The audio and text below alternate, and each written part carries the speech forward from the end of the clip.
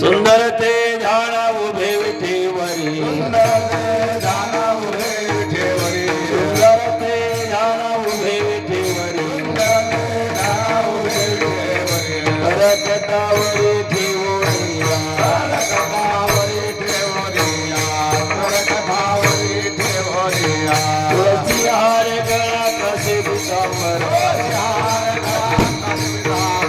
तुळसी हार गळा कसे पितांबर आवडे निरंतर येते ध्याना आवडे निरंतर येते ध्याना आवडे निरंतर येते ध्याना मकरा कुंडले कल्पते प्रवाह कुंडले कल्पते प्रवाह मकरा कुंडले कल्पते प्रवाह कुंडले कल्पते प्रवाह अंकित वस्तु भावने विराजिता अंकित वस्तु भावने विराजिता अंकित वस्तु भावने विराजिता सर्व सुख तुळसी हार गळा कसे पितांबर आवडे निरंतर हे देवान आवडे निरंतर हे देवान आवडे निरंतर हे देवान तुकावणे माझे हे ते सर्व सुख माझे हे सर्व सुख तुकावणे माझे हे ते सर्व सुख माझे हे ते सर्व दुःख मुख आवडे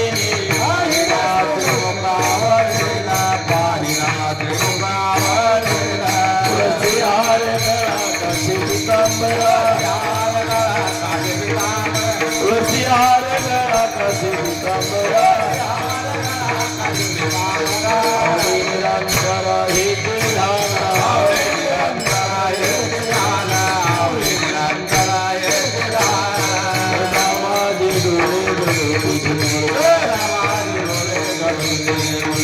रामाजी डोळे गडो तुझे रामाजी डोळे गडो तुझे रखुमाईचा पती सोयरा रखुमाईचा पती सोयरा रखुमाईचा पती सोयरा गोड तुझे रूप गोड तुझे नाम गोड तुझे नाम गोड तुझे रूप गोड तुझे नाम गोड तुझे नाम हे माझ प्रेम सर्व काला प्रेम सर्व काला माझ प्रेम सर्व काला गोमावली हाती वरली गोमावली हाती वरली गोमावली हाती वरली गोमावली हाती वरली संतरुणी हृदया संतरुणी हृदय माया संतरुणी हृदय माया गोड तुझे रूप गोड तुझे नाम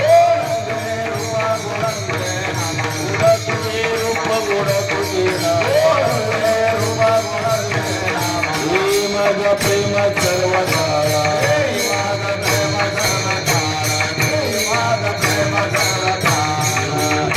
तुका म्हणे काही न मागे आहे का तुका म्हणे काही न मागे आहे का काही न मागे आहे का तुका म्हणे काही तुका म्हणे काही न मागे आहे का तुका म्हणे काही न मागे आहे का तुका म्हणे काही न मागे आहे का तुका म्हणे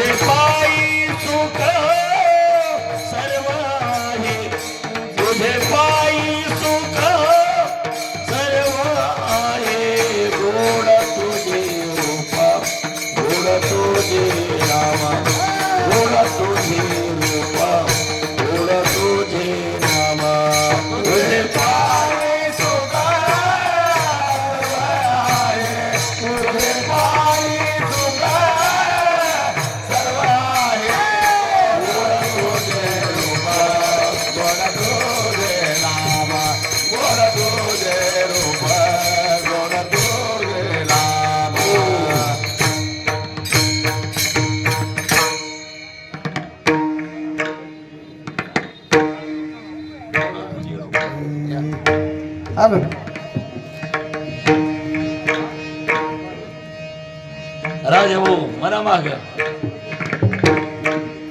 म्हणा लवकर म्हणायचं गोड तुझे रूप गोड तुझे रूप गोड तुझे नाम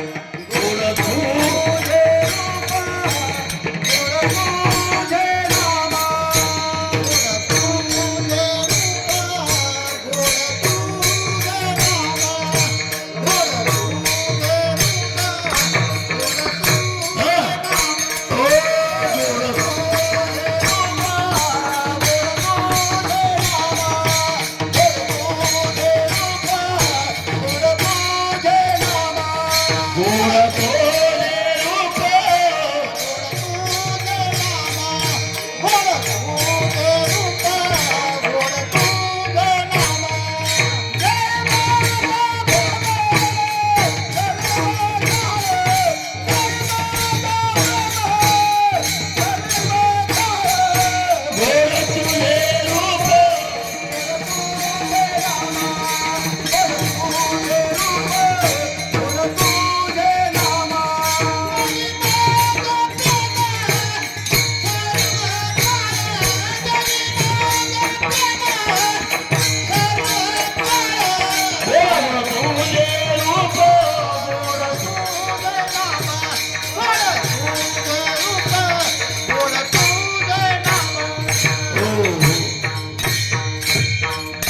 म्हणा रामकिसन बाप्पा या लवकर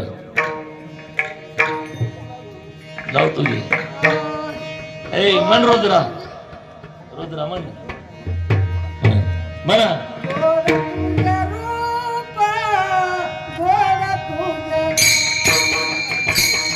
गोड तुझे म्हणून सगळे ए गोड तुझे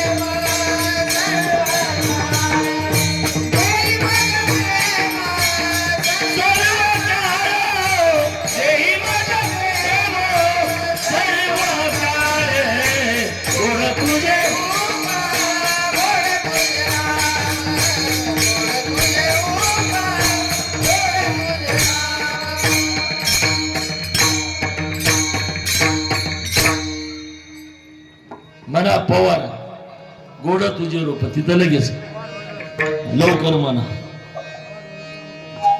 गोडा तुझे रूप गोड तुझे नाव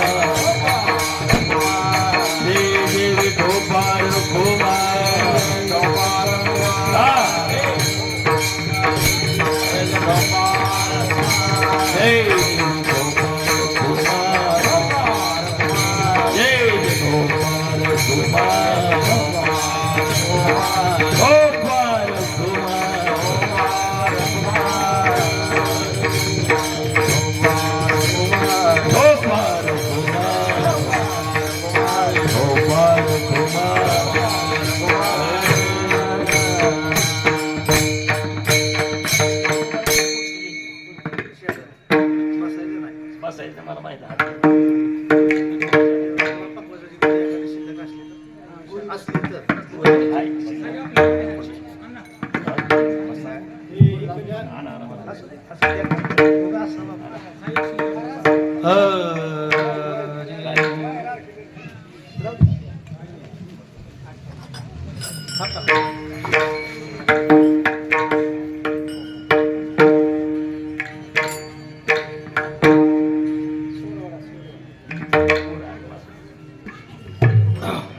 हरे रामकृष्ण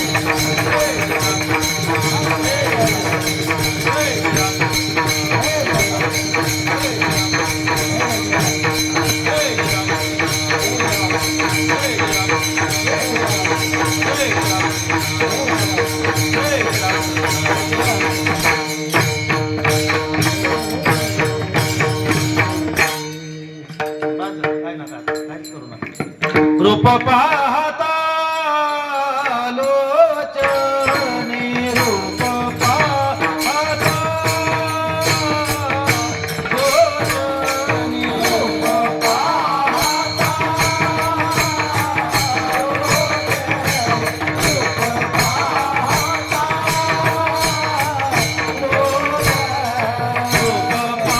पाहता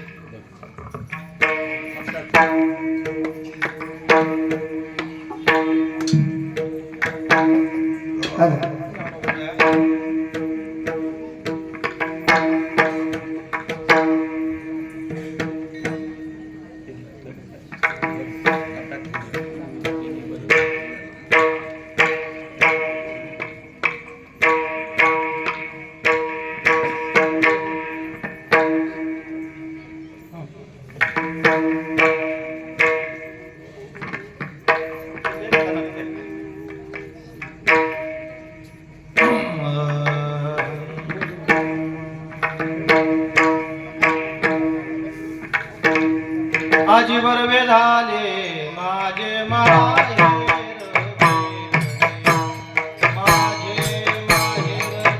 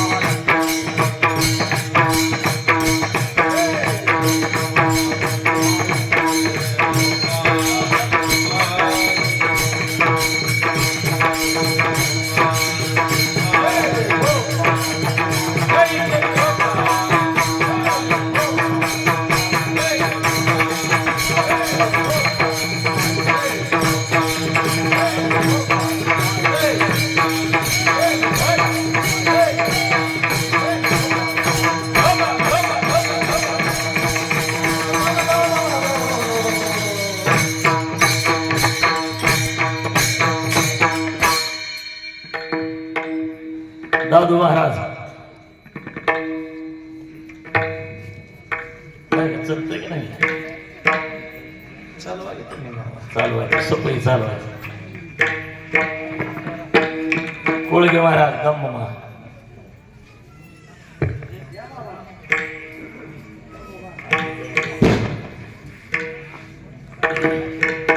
आज बरवे झालो आज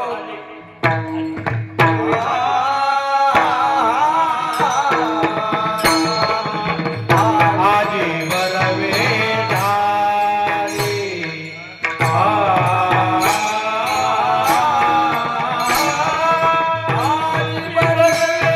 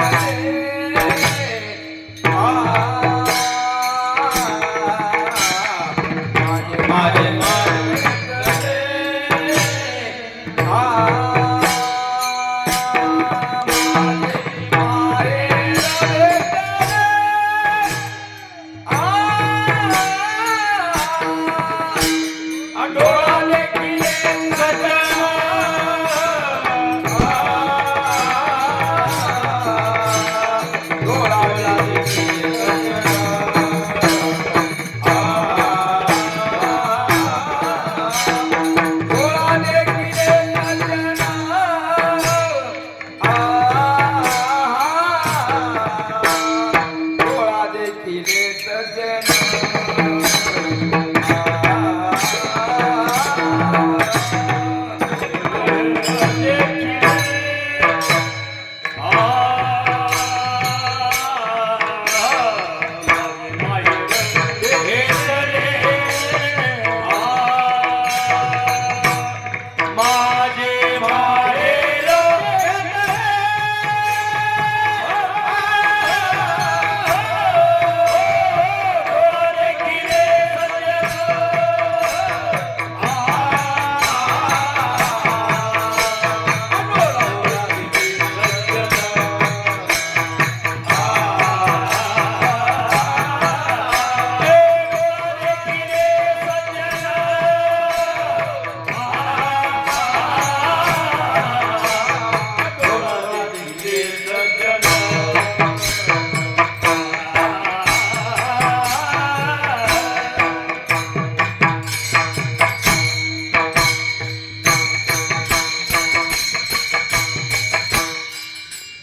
तुळजापूर पुढं आळणी महाग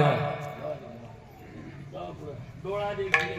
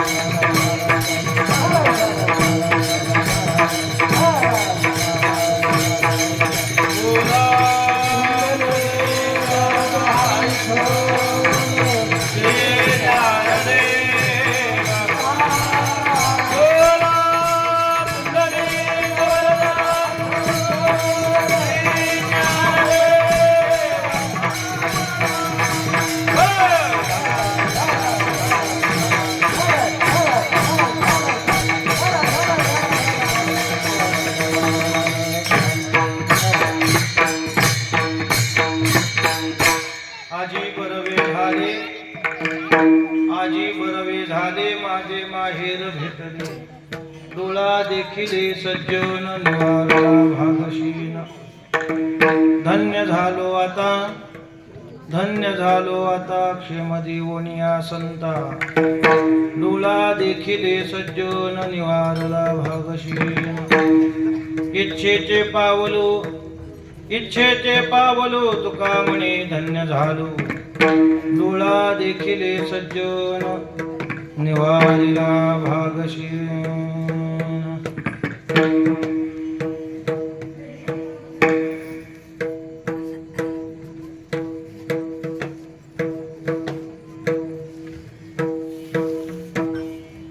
विठाला विठाला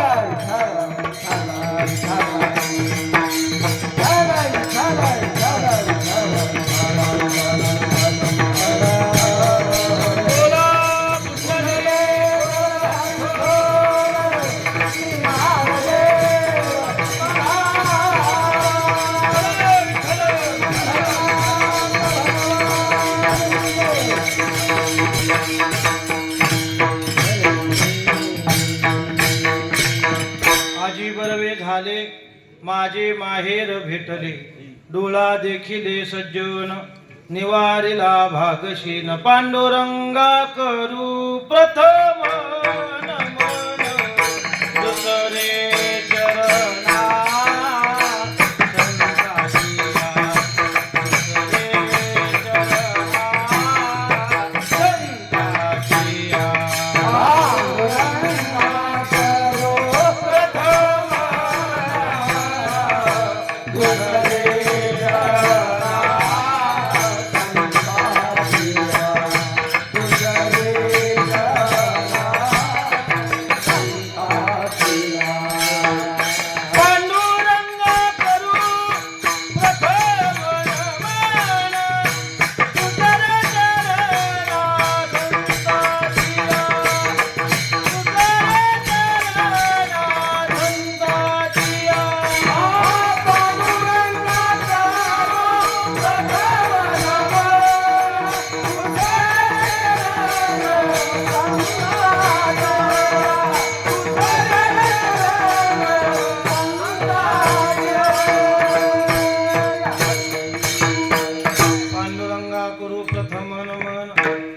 दुसरे चरणा संताचिया योम तप्रविश मम वाचमिमां प्रसुप्तां संजीवयत्किल शक्तिधर स्वधाम्नाम् अन्यौ च हस्तचरणश्रवणत्वगादिं प्राणा नमो भगवते पुरुषाय तुभ्यं महाराजानीश्वर वानरनाटोपे निजशक्ती कपटे मारावा मारुती कपट न चले पुच्छा प्रति कपट घाती कपि पुच्छु दंडवत गुरु गोविंदाय जन सोय पहरे प्रणाम चिन्ह नमो तो आगे होय थाडे विटपर निकट कटी पर कर पितांबर गावी शंख चक्र जो हात विराजे गोवर्धन गिरिधारी मस्तक हे पायावरी न्यावार करी संतांच्या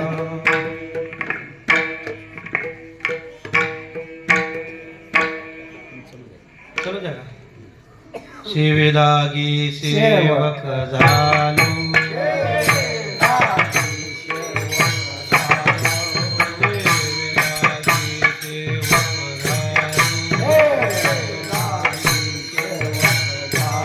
तुमच्या लागलो निज चरणा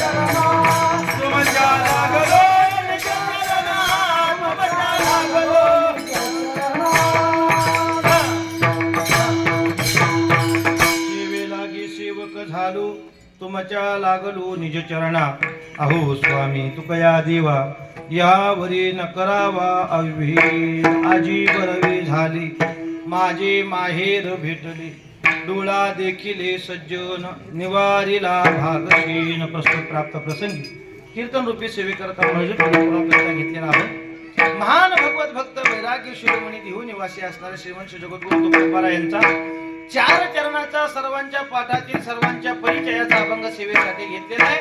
जगद्गुरु तुकोबराय या एका अभंगातून एका गाथ्यातील एका संपूर्ण प्रकरणाचा अर्थ तुकाराम महाराज आपल्या एका अभंगातून व्यक्त करतात. विठाला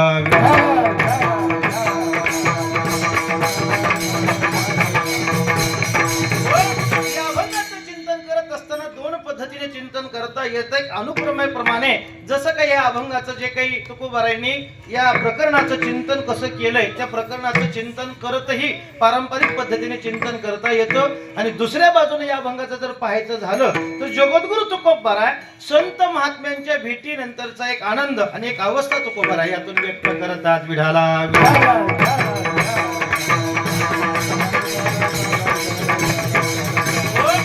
सेवेला प्रारंभ करण्यापूर्वी थोडासा पर्याय तो असा, गेल्या अनेक वर्षापासून आपल्या श्री क्षेत्र रुईभर या गावचा हा उत्सव ग्रंथराज श्री ज्ञानोबारायांच्या ज्ञानेश्वरीचं पारायण असेल तथा जगद्गुरु तुकाराम महाराजांच्या गाथा भजन या नंतर हरिपाठ असेल, प्रवचन असेल, कीर्तन, जागर, काकडा या पद्धतीने परंपरेप्रमाणे प्रथेप्रमाणे आपल्या गावातला हा मुख्य असणारा हा उत्सव वार्षिक उत्सव. या उत्सवातली आजच्या दिवसाची द्वादशीची पर्व काळाची ही सेवा माझ्या वाटणीला या ठिकाणी मिळालेली आहे.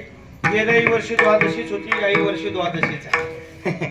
आणि गंमत अशी आहे, कीर्तनाच्या तारखा घेताना काही लोक आम्हाला आधी विचारतात तुमची कोणती मोकळी आहे, पण एकच गाव असं आहे ही दिवस आहे महाराज तुमचा असं सांगायचा.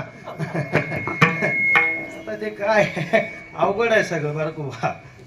ते असतानाच नाव तानाजी आणि ही बारुंगळी गुरुजी हे दोनाचा मिलाप झाला आणि हे गाव रुईभर सगळंच मिळ आहे ना. डायरेक्ट फोन केला की एकच, महाराज आपली द्वादशी ठरलेली. आता काय करावं, बरं ठीक आहे काय अडचण नाही, पुढे काही बोलता येत नाही, पण तुमच्या सगळ्याच्या प्रेमास्तव या ठिकाणी खरा हा येण्याचा योग आहे. याही वर्षी आपण सगळी मंडळी मोठ्या उत्साहाने हे साधन सप्ताहरूपी साधन सगळी मंडळी आपण करत आहोत. चला हे करत असताना संपूर्ण गाव असेल, पंचकृषी असेल, ते मला लांब बोलायची सवय ती जवळ घ्या असं द्या. तरी म्हणलं ते स्पीकरवाले का रागानं बघत होते माझ्या आता का असं म्हणायचं असतं. टेन्शन घेऊ नका तुम्ही, लोक हसतात तेवढे जाऊ द्या. अनेक वर्षापासून आपण उत्सव करत आहात. या वर्षीची ही सेवा आपण सगळी मंडळी प्रेमाने आग्रहाने सगळ्याच्या एकमेकाच्या साह्याने खेळतो नव्हे एकल्याचा हा परंपरेचा हा उत्सव आपण सगळेजण पार पाडत आहोत. तुम्ही सगळी भजनी मंडळी या परिसरातली असणारी पंचक्रोशीतून लांबून लांबून मंडळी या ठिकाणी आमच्या गुरुजींच्या प्रेमास्तव तथा आमच्या गोटे महाराजांच्या प्रेमास्तव सगळी तुम्ही येणारी मंडळी आहेत. मागापासून स्वर कमी जास्त झाल्यापासून तुम्हाला असं वाटत असं दादाला ऐकायला येत नाही, पण ते स्वर कमी झाल्यामुळं 3दा माझ्याकडे असं बघितलं, म्हणलं आता काय करू तुमच्या पुढे मी काय सांगणार आहे. म्हणजे हे सगळं स्वरात तालात सगळ्या गोष्टी पाहिजेत. कारण का हे आतापर्यंत आपल्याकडे सांभाळलंय आणि गंमत अशी असते ज्याला जमतं ह्यातलं हे सांभाळत जो आलाय त्याला ते कमी जास्त झालं की जमत नाही, अजिबात जमत नाही. महाराज मागापासून असं असं करायला लागले, पण आता करू काय, मी करू काय, पण पुन्हा काय का होईना, पण ते आपदून का होईना, पण पुन्हा कसं तरी जागेवर आणलं. आता गंमत अशी ह्यांना खांदेकरी बदलायला येतात, मला कुठे येत. हे अवघडच आहे ना, खरं व्हायला पाहिजे काळानुसार. बरं आता काही इथं कीर्तनकार महाराज नाहीत असं नाही ना आपल्या गावात. आता समोर माझ्या ओळखीचे तरी 2 जण समोरच आहेत, 2 जय विजय 2 बाजूला 2 उभा आहे. तू काय सांगतोय बघूच, म्हणजे हाताची घडी घालू, तू काय सांगतोय बघूच. त्यातले 2 अर्थ आहेत, काय सांगणार आहे एक आणि काय सांगतोय एक, म्हणजे 2 अर्थ आहेत. मग त्यातला कुठलाही अर्थ घ्या, दोघंही सेवा करणारा या ठिकाणी उपस्थित आहेत. पण आता एवढा पाय मोडलेला असताना सुद्धा बरेच पाय मोडले असताना सुद्धा हे कीर्तन करायचं लागतं, काय ठिकाणी करावंच लागतं, त्याला पर्यायच नसतो महाराज. का आता मी मागच्या वर्षी सांगून गेलो होतो इथं उत्सवामध्ये की आमचा दिहुला उत्सव आहे, तुम्ही सगळे या. नंतर माझ्याकडून चुकलं असेल, काही संपर्क करण्याचा राहिला असेल, बैठे महाराजांनी मला संपर्क केला नसेल, गुरुजींनी मला केला नसेल, पण त्यातनं झाला उत्सव, मोठा झाला, चांगला झाला, सेवा झाली. पण येताना आमचा मोठा ऍक्सिडेंट झाला गुरुजी, खूप मोठा ऍक्सिडेंट. म्हणजे माझ्या घराण्याच्या 3 पिढ्या संपल्या होत्या. 3 पिढ्या म्हणजे पुढे होऊन शिल्लक नव्हता. माझ्या 3 पिढ्या आमच्या परंपरेच्या 17 पिढ्यातल्या 3 पिढ्या आमच्या पुढच्या सगळ्या संपल्या होत्या. पण काळ आला होता पण वेळ आली नव्हती. तुकोबाराची सेवा करून आलो, येताना ज्ञानोबाराचं दर्शन आणि कबीर महाराज आमच्या बरोबर हे 3 जण असल्यामुळे काळ तिथं आला होता. पंढरपूरच्या जवळ आल्यावर झोपीमध्ये ड्रायव्हर करून गाडी रोडच्या खाली गेली. गाडी पलटी झाली. 16-17 माणसांना सगळ्याला लागलं. मग काय झालं, या संतांनी काळाला सांगितलं, हे काळा थांब जरा, अजून का याचं काम आहे, अजून याला आता न्यायचा टाइम, अजून रविवारला बरेच कीर्तन याला करायचे, तू गडबड करू नको, थांब, अजून भरपूर काम आहे, मग याला नेऊ नको. म्हणजे ही कृपा कुणाची असती? संतांची कृपा असती. आणि त्यांच्या कृपेनुसार आज जवळजवळ 2.5-3 महिने झालं ऍक्सिडेंट होऊन, पण एकही दिवस गुरुजी बंद नाही. ऑपरेशनच्या पुरते फक्त 7 दिवस तिथं हॉस्पिटलला होतो. हॉस्पिटलवरून ऑपरेशन करून आलो की तिसऱ्याच दिवशी कीर्तनाला बाहेर पडलो. बसलो नाही, अजिबात बसलो नाही. का? कारण बशा माणसाला ते जमत असतं, आपण बशा नाही ना, जमतच नाही आपल्याला. भजन केल्याशिवाय, कीर्तन झाल्याशिवाय, कीर्तनच करायला पाहिजे असं नाही, पण भजन का होईना हे घडलं पाहिजे आपलं. कारण का आपलं कर्तव्य, देवे दिला देह भजना गोमटा, आपण ते साधन केलं पाहिजे.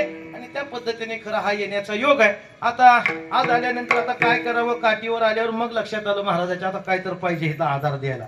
पण हे आधार उगा दिसायला म्हणून, म्हणजे लोकांना वाटावं महाराज खरंच आजारी आहे. पण तुम्ही काही काळजी करू नका, 3-3.5 तासाशिवाय कीर्तन सुटणार. तसं मनात टेन्शनच घेऊ नका. ते पाय अचन तर आपला काही संबंध नाही ना. कीर्तन करायला काय लागतंय सध्या, बाकीचं काय घेणं देणं. त्यामुळे तुम्ही कोणी काय काळजी करू नका. आणि हे माहिती असल्यामुळे आपल्या गावात परिसरात 1 नंबर 1 गोष्ट चांगली आहे की महाराजांना बोलायला वेळ भरपूर मिळावा म्हणून 8:30लाच भजन चालू केलं जातं. 8:45ला महाराजांच्या गळ्यात विना गेलाच पाहिजे. याचं कारण हेतू काय, ही सगळी तुम्ही मंडळी चिंतन ऐकणारी मंडळी आहात. आणि त्यामुळे आम्हालाही येताना काहीतरी पाहून यावं लागतं. नाही तर अशा बाहेरच्या गावाला लय पाहायची गरज नसती गुरुजी, सहज गेलं तरी ते सहज होऊन जातं सगळ्या गोष्टी. पण असं आहे, पाहून या ग्रंथ करावे कीर्तन. तुम्ही सगळी मंडळी बरोबर काकांच्या सानिध्यातली असणारी, पंढरी क्षेत्रामध्ये महिनावारीला तुम्ही सगळी मंडळी काकासाहेबांच्या दरबारामध्ये सेवा आपली रुजू करणारी मंडळी आहात. त्यामुळे त्या दृष्टिकोनातून आजचा हा खरा येण्याचा हा योग आहे. प्रेम असो तुको 12 या अभंगाचा, एका अभंगाचा एका प्रकरणातून अर्थ सांगतात. आता प्रकरण काय ते आम्हाला पहिले कळाले पाहिजेत. आम्ही गाथ्याचं चिंतन करतोय, गाथा पाहतोय, गाथा पारायण करतोय, गाथा वाचतोय, पण हे प्रकरण म्हणजे काय कळालं पाहिजे. सध्याच्या काळामध्ये प्रकरण कळनात लोकांना. काय असतं, आंधळा म्हणजे काय, पांगळा म्हणजे काय, वासुदेव म्हणजे हे जरा पुढे जाऊन बोलतो. मी नेहमी धाडसाने बोलतो एक गोष्ट, आंधळ्या पांगळ्याची प्रमाण कीर्तनकारालाच कीर्तनात म्हणता येत नाही. वस्तुस्थिती आहे सध्याची. जेवढं ऐकू पाठ आहे तेवढंच म्हणणार, त्याच्यापेक्षा वेगळं पुढं त्याला जमत नाही. कारण काय, त्याचं कारण आहे, ती कधी त्यांनी भजन म्हणून, म्हणजे थोडक्यात बोलू का, भजने म्हणून त्यांनी कधी काम केलं नसतं. डायरेक्ट कंबर बांधली की असा गोळ होतो, विठाला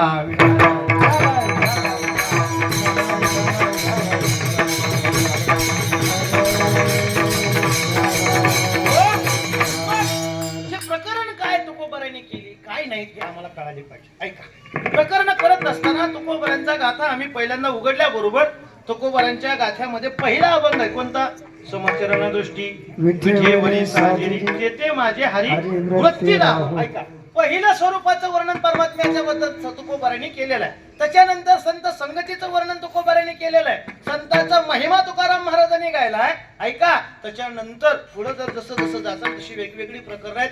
नाट नावाचं प्रकरण आहे, वासुदेव नावाचं प्रकरण आहे, गवळी नावाचं प्रकरण आहे, खेडिया नावाचं प्रकरण आहे. असे अनेक प्रकरण महाराज तुकोबारांनी सुद्धा गाथ्यामध्ये केली. ऐका, आता नाट नावाच्या जर प्रकरणाचं चिंतन करायचं झालं, नाट या शब्दाचा अर्थ काय, नाट. आपण नाट हा शब्द व्यवहारात वापरतो. कुठं वापरतो व्यवहारामध्ये, बघा, एखादी गोष्ट आपण चांगल्या कामाला निघाल, चांगल्या कामाला जात असताना गंमत काय होती, एखादा मनुष्य आडवा येतो आणि आपल्याला आडवा येऊन एखादी गोष्ट वारंवार आपल्या पुढे मांडतो, वारंवार एकच गोष्ट आपल्यावर बिंबवायला जातो. त्या गडबडीमध्ये त्याला आपण काय म्हणतो, हे बेटे सर ना बाजूला, मला का नाट लावा लागला, चांगल्या कामाला जायचं. बरोबर, हा नाट शब्द आपण व्यवहारात वापरला जातो. मग नाट शब्दाचा अर्थ काय तुकोबारा तुमच्या दृष्टिकोनातून, तुकोबाराला विचारलं. श्री गुरु माझे आजोबा आबासाहेब आमचे आम्हाला सांगायचे, अरे नाट या शब्दाचा अर्थ सांगत असताना तुकाराम महाराजांनी तुकोबाराच्या जीवनातला छंद तुकाराम महाराजांनी नाट या प्रकरणात मांडला. काय तुकोबाराचा छंद आहे हो, ऐका, तुकोबारा सांगतात, माझा छंद काय सांगू, विठ्ठल आमुचे जीवन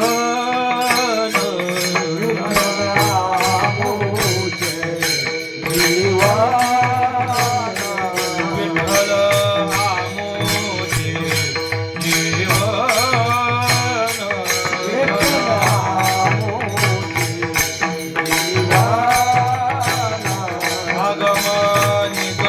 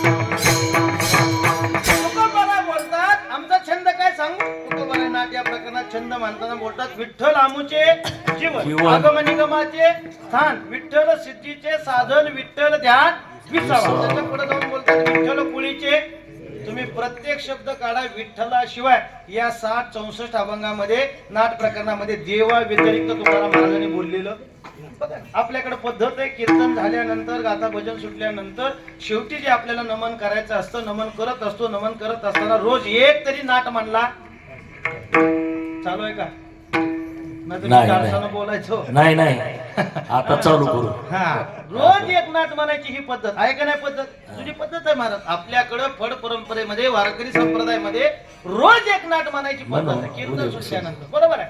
मग आता आमच्याकडे महिनाभराचे उत्सव असतात पंढरीमध्ये म्हणून 60 दिवसाचे 60 नाट आमच्याकडे होतातच आणि मग एक्स्ट्रा एक श्री अनंता मधुसूदन आम्हाला एकच पाठ आहे कोणता मधुसूदन श्री अनंता आणि मी चाललो श्री अनंता मधुसूदन झालं संपलं असं नाही. तुकोबरांची भाषा आहे तुकोबरा बोलतात आमच्या जीवनामध्ये आमचा छंद एकच आहे कोणता विठ्ठल आमुचे जीवन.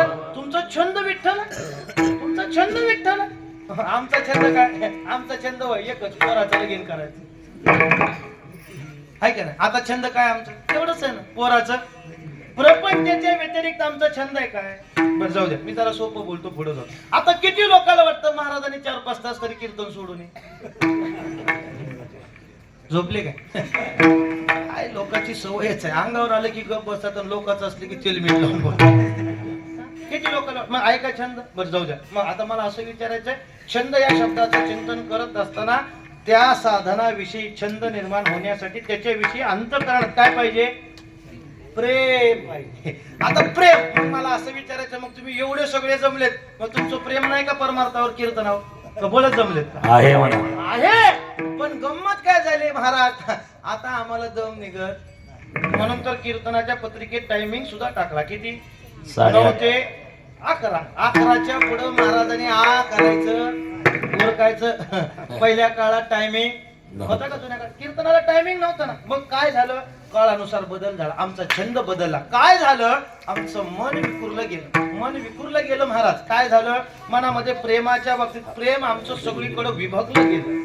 पूर्वीच्या काळामध्ये आम्ही परमार्थात बसल्यानंतर आम्हाला परमार्थाविषयी प्रेम असावं जरा पुढे जाऊन बोलतो हे छंद निर्माण करण्यासाठी हा देह प्रपंचात असावा आपण मन परमार्थात असावं छंद निर्माण ऐका मन परमार्थात राहिलं पाहिजे ना पण ते मन नेमकं आमचं उलट आहे आमचा हा मुर्दा रूपी देह परमार्थात आहे आणि मन कुठं जातं प्रपंचात घरी हिथं बसल्यानंतर घरचं आठवतं येताना आलो खरं पण पोरानं जनावराला वैरण टाकली असेल का नाही ऐका पाणी दावलं असेल का कुठं आल्यावर आठवतं इथं आलं मग इतके वेळ झोपला होता इतक्या झोप म्हणजे काय होतं आम्ही इथं आलोय पण आमचं प्रेम त्याच्याविषयी राहत नाही का विभंगलं गेलं छंद आमचा तसा नाही तो का बरा आहे तुम्ही एवढं नाट प्रकरण म्हणजे छंद म्हणून सांगता मग आता जो तुम्ही आज प्रकरण सांगणार आहात ते परंपरेने प्रकरण कोणतं प्रकरण आहे तो खूप बरा म्हणतात मी जे आज कीर्तनाला अभंग घेतलाय ना तो अभंग म्हणजे एका प्रकरणाच्या उत्तरार्धातला कोणतं प्रकरण आहे पत्रिका नावाचं प्रकरण खूप बरा बोलतात पत्रिका नावाच्या प्रकरणाच्या उत्तरार्धातला अभंग मी बोलतोय उत्तरार्धामध्ये मी याचं चिंतन करतोय ठीक आहे उत्तरार्धातलं चिंतन मान्य आहे आम्हाला पहिल्यांदा पत्रिका म्हणजे काही कळायला पाहिजे महाराज आम्हाला एवढंच माहितीये काय कीर्तनाच्या आधी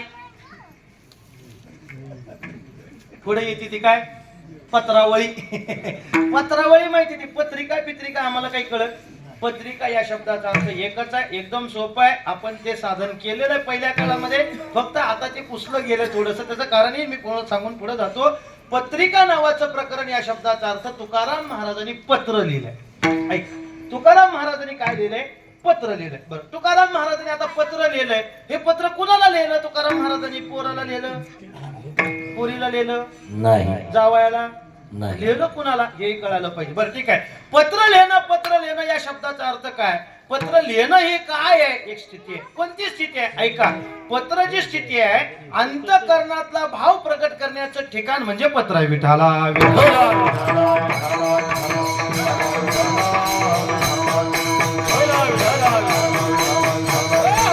पुन्हा बोलतो अजून एक शब्द पत्र लिहिणं या शब्दाचा अर्थ काय आपल्या अंतःकरणामध्ये दडलेला जो भाव आहे तो भाव प्रकट करण्याचं ठिकाण म्हणजे काय आहे पत्र आहे बघा पत्र आहे जुने लोक आपल्या डायऱ्या रोजची रोज लिहायची काय लिहायचे? डायऱ्या. काय लिहायचे? आपला दिवस कसा गेला हे काय करायचे? लिहून ठेवायचे जुने लोक. ह्याचं कारण काय? आज ते लिहित असताना आजच्या दिवसाचा आमच्या जीवनातला अनुभव काय या दृष्टिकोनातून ते लिहिलं जायचं. कसं? या दृष्टिकोनातून आमचा आजचा अनुभव काय आहे या अनुभवाच्या संबंधाने लिहिलं जायचं पहिल्या डायऱ्या. बरोबर आहे ना? मग तुकाराम महाराज तुम्ही जे लिहिताय ते काय लिहिताय? म्हणजे पत्र लिहिताय. मग हे पत्र लिहिणं अंतःकरणातला भाव प्रकट करण्याचं ठिकाण म्हणजे पत्र आहे. म्हटले हो. म्हणजे ह्याचा अर्थ काय? याचा अर्थच असा आहे की अंतःकरणातला भाव दडलेला म्हणजे तुकाराम महाराज सांगतात मला एक विरह झालाय आणि तो विरह प्रकट करण्याचं ठिकाण म्हणजे माझं काय आहे? पत्र आहे. ऐका, आता पत्र लिहितो कधी माणूस? आठवण आल्यावर लिहितो का न आठवण येता लिहितो? बरोबर आहे. जुन्या काळामध्ये पत्र लिहितो. बरोबर आहे. पत्राचा भाव किती महत्वाचा आहे बघा. पूर्वीच्या काळामध्ये पत्राचा भाव सांगत असताना ज्याने पत्र लिहिलंय ज्याच्यासाठी लिहिलंय ज्याने पत्र लिहिलंय ज्याच्यासाठी लिहिलंय ते पत्र ज्या टायमाला तो पोस्टमन ज्याच्यासाठी लिहिले त्याच्या हातात पत्र आणून दिल्याबरोबर ते पत्र वाचत असताना त्या लिहिणाऱ्याचा भाव कुणाला कळत होता? पत्र वाचणार. बरोबर आहे. पत्र वाचणाऱ्याला भाव कळत होता का नाही? आता मला असं बोलायचं आहे ते पत्र पोस्टमननं घरी आणून दिल्यानंतर ते पत्र वाचेपर्यंत जी तळमळ अंतःकरणामध्ये होती ती वाचल्यानंतर जी स्थिती अंतःकरणाची होते ती किती विशेष होती. आता ती बदलली. आता काय झालं? आता मोबाईल आला. कमी करा ती शिट्टी फक्त मारू देऊ नका. तुम्ही काही करा फक्त ती शिट्टी वाजली की माझे बिघडते. कीर्तना शिट्टी नसती. ऐका, भाव बदलत असताना माझा मुद्दा काय चालू आहे? पत्र हे लिहिलंय ना, हे पत्र लिहिणं म्हणजे अंतःकरणातला भाव प्रगट करणं. पूर्वीच्या काळामध्ये पत्र ज्या टायमाला हातामध्ये पडायचं हातामध्ये पडल्यानंतर त्या लिहिणाऱ्याचा काय भाव आहे तो वाचणाऱ्याला बरोबर कळत होता. बघा, बरोबर कळत होता काय भाव आहे. मग एवढं मोठं अधिकारी असणार ते पत्र आहे. पण आता ते संपलं. आता ते राहिलं नाही. आता काय झालं? मोबाईल. पूर्वीच्या काळामध्ये माणसं वारल्यानंतर पत्र लिहिलं जायचं, तार केली जायची आणि मग ते कळायचं. बरोबर आहे. जर ते तार कळल्यानंतर जर ते दुसऱ्या गावात वारलेलं असेल तर ते ह्या गावात रडत होतं. बरोबर आहे. आता व्हॉट्सअपला गेल्याबरोबर दुसऱ्या मिनिटाला दुसऱ्या सेकंदाला व्हॉट्सअपला काय येतो? अमुक अमक्याचं दुसऱ्या सेकंदाला लगेच खाली येतो भाव पूर्ण. त्याच्या खाली दुसरा मेसेज टाकतो किती वाजता न्यायचा. बरोबर. बदललं. पूर्वीच्या काळामध्ये बघा, अजून मी सोपं बोलतो. पूर्वी खेडे गावामध्ये असं चालायचं. आताही तसंच बरंच आहे पण आता हळूहळू थोडा बदल झाला. एखादा मनुष्य कोणतरी एखादा गावातला वारला असेल तर अख्खं गाव शांत असायचं. सगळ्या गावामध्ये इतकी शांतता असायची की जसं काय दुःखाची कळ संपूर्ण गावावरती कोसळल्यासारखं पूर्वीच्या खेडेगावामध्ये हे असं असायचं. बरोबर आहे ना? आता बदल झाला. ही येडी हळद लगेच म्हणतोय काय किती वाजता न्यायचंय सांगा आणि बरोबर त्याच टायमिंगला तिथं जातं. म्हणजे त्याच्या विषयी असणारं प्रेम काय झालं तुमचं?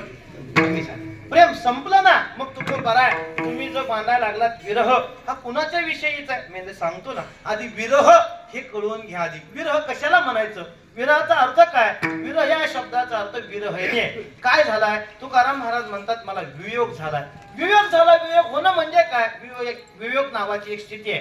विरह नावाची एक स्थिती आहे. बरं ठीक आहे.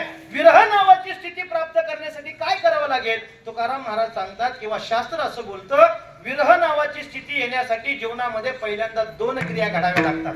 कोणत्या? ऐका. पहिली क्रिया पूर्वरागाची आहे आणि दुसरी क्रिया आहे मिलनाची आणि मग विरह होतो. आता पूर्वराग कळायला पाहिजे, मिलन कळायला पाहिजे आणि मग तुम्हाला विरह कळेल. मग अभंगाचं उत्तरार्ध, मग अभंगाचं चिंतन करता येईल. चिंतन करता येत नाही. ऐका, पूर्वराग या शब्दाचा अर्थ काय? पूर्वराग कशाला म्हणतात याचं चिंतन करता आलं पाहिजे. पूर्वराग या शब्दाचा अर्थ काय? आम्ही ऐकलं आणि ऐकून त्या मार्गाने जाणं. मार्ग दावून गेले आधी मार्ग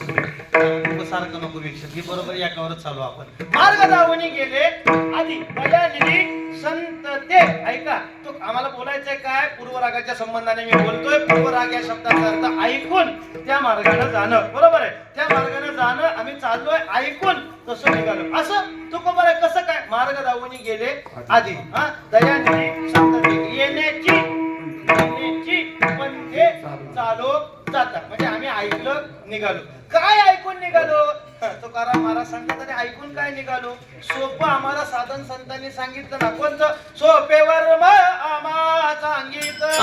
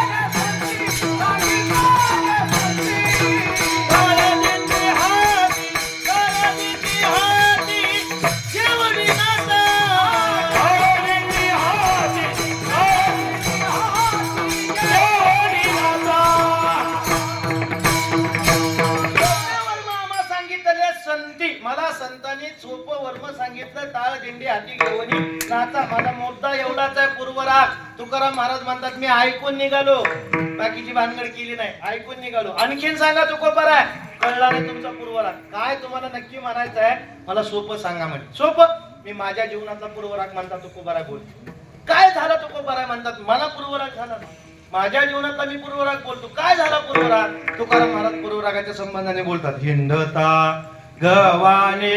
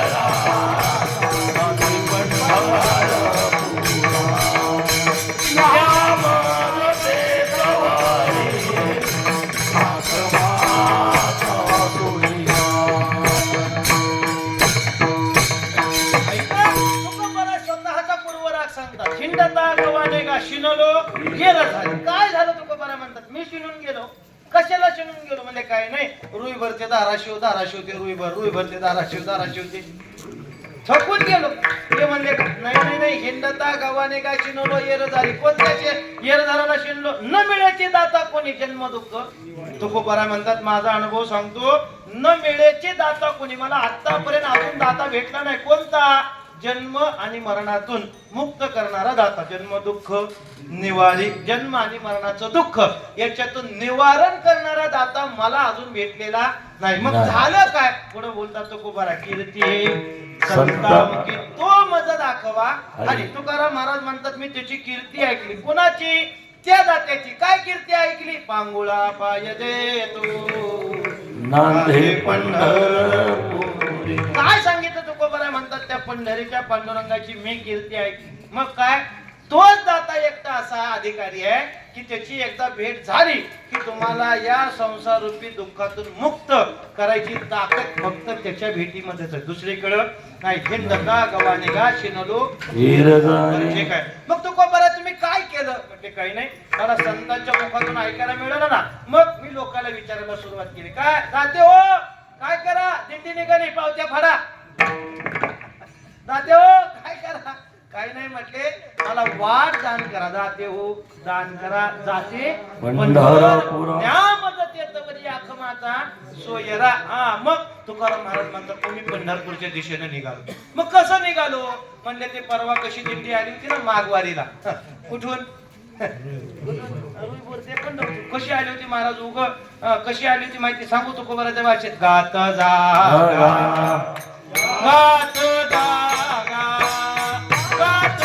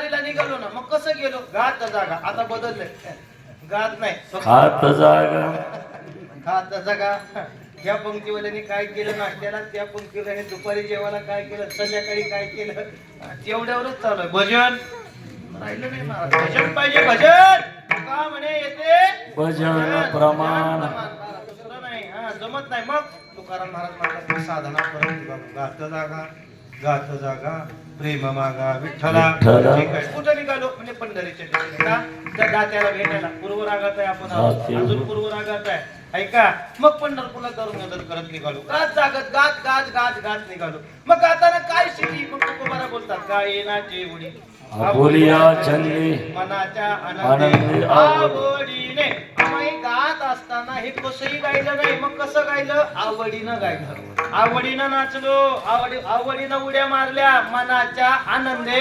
आवडीने तीन शब्द घातले मनापासून आनंदाने आणि कसं आवडीने जोपर्यंत मनापासून होत नाही तोपर्यंत आनंद निर्माण होत नाही आणि जोपर्यंत आनंद निर्माण होत नाही तोपर्यंत काय होत नाही आनंद निर्माण होत नाही तोपर्यंत आवड निर्माण मनापासून झालं तरच काय होतं निर्माण आनंद होतो आनंद झालं तरच काय वाटते आवड वाटते म्हणजे काय लोकाची ओढ सगळे आनंदाकडे म्हणजे कशाकडे आहे सुखाकडे आहे सुखाची प्राप्ती झाली तर लोक तिकडे जातात नाही झाली तर जमत महाराजानं लय जर तत्वज्ञान सांगितलं तर पुन्हा त्या महाराजाला बोलवू नाही सध्याची स्थिती सांगतो आम्ही फिरतो ना कोणी बोलवला रे ती महाराज असलं कीर्तन कुठं असते असलं कुठं सांगत असते काय त्याचा अभ्यास बिभ्यास होता का नाही चलाच म्हणायचं असून हे अवघड आहे मानते तुम्हाला गमत सांगू का काय झालं एका गावाचा मला फोन आला मी फोन उचलला म्हणजे महाराज काय आमच्या गावचा सप्ताह म्हणलं बरं मग अमुक अमुक तारीख आहे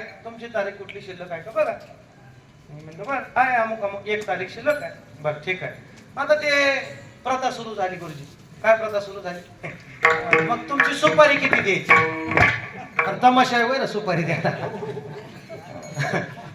तुमची सुपारी किती आता काय करावं गड्या म्हणलं हे आता सुपारीचा ना आपला दादा कसा मेळ लागायचा काय करावं गड्या अवघड आहे पण मी त्याला म्हणलं बाबा आमची सुपारी नसती आम्ही कीर्तनाला तुम्ही सांगितल्यावर येतो जसं असेल तसं तुम्ही देईल तेवढं घेतो माघारी येतो पण पुन्हा फिरून नाही कमी पडलं म्हणून माघारी फोन करत किंवा गावातनं थांबणार नाही पैशाचे तर मोजणार नाही असलं काही आमचं नसतं ज्याचं जेवढं मिळत तेवढं घ्यायचं गप निघून जायचं साधन आहे हे परमात्म्याच्या प्राप्तीच आहे असं ते सगळं ऐकलं त्या कमिटीने काय केलं होतं मी बोलत असताना ते स्पीकर ओपन ठेवला होता तिसरं एक जण ते ऐकणार 4-5 10-12 असतात ना मीटिंग मध्ये ठरवताना त्यातलं तिसरं म्हणलं हे बघा हे ती महाराज पैसे मागत नाही म्हणलं तुला कीर्तन तर येतोय का नाही काय अवघड झाली स्थिती म्हणलं अवघड आहे का नाही म्हणजे पैसे मागून घेतले तरच तो काय झाला अवघड आहे का नाही महाराज किती अवघड आहे महाराज मग तो कुंभार आहे म्हणतात तसं नाही ते तसं नाही मग आम्हाला मनाच्या